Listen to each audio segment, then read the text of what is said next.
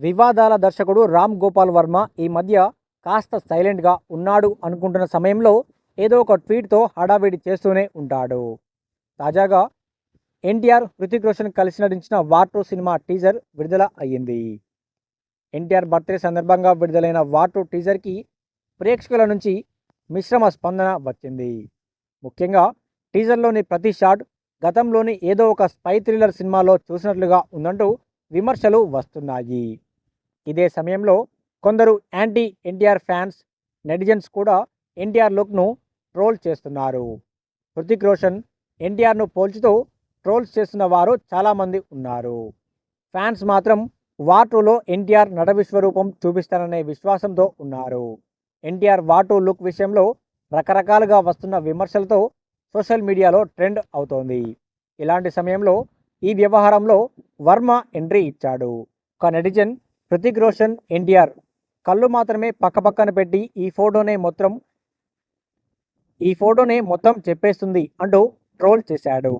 సాధారణంగా ట్రోల్స్కి సెలబ్రిటీలు respond car. ఒక హీరోను ట్రోల్ చేస్తూ చేసిన పోస్ట్ను ఏ ఒక్కరు షేర్ చేసినా, కనీసం కామెంట్ చేసినా ఖచ్చితంగా పరిణామాలు తీవ్రంగా ఉంటాయి. కనుక ట్రోల్స్ను సెలబ్రిటీలు చూసి వదిలేస్తారు తప్ప ఇతర హీరోల గురించి కూడా పెద్దగా పట్టించుకోరు. ఎన్టీఆర్ను ట్రోల్ చేస్తూ పెట్టిన ఒక పోస్ట్కు మాత్రం వర్మ స్పందించాడు. ఎన్టీఆర్ను విమర్శించినట్లుగా క్లియర్గా అర్థం వచ్చే పోస్ట్కు వర్మ అవును అంటూ కామెంట్ పెట్టడంతో వివాదం రాజేసినట్లుగా చేశాడు. ఎన్టీఆర్ ఫ్యాన్స్ తీవ్ర ఆగ్రహం వ్యక్తం చేస్తూ సోషల్ మీడియాలో వర్మను ఏకిపారేస్తున్నారు.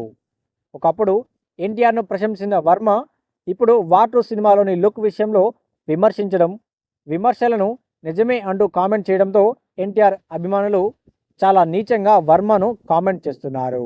వార్ 2లో కియారా అద్వానీ ఉంది కదా, ఆమె బికినీలో తప్ప మరెవరూ టీజర్లో వర్మకు కనిపించి ఉండరు.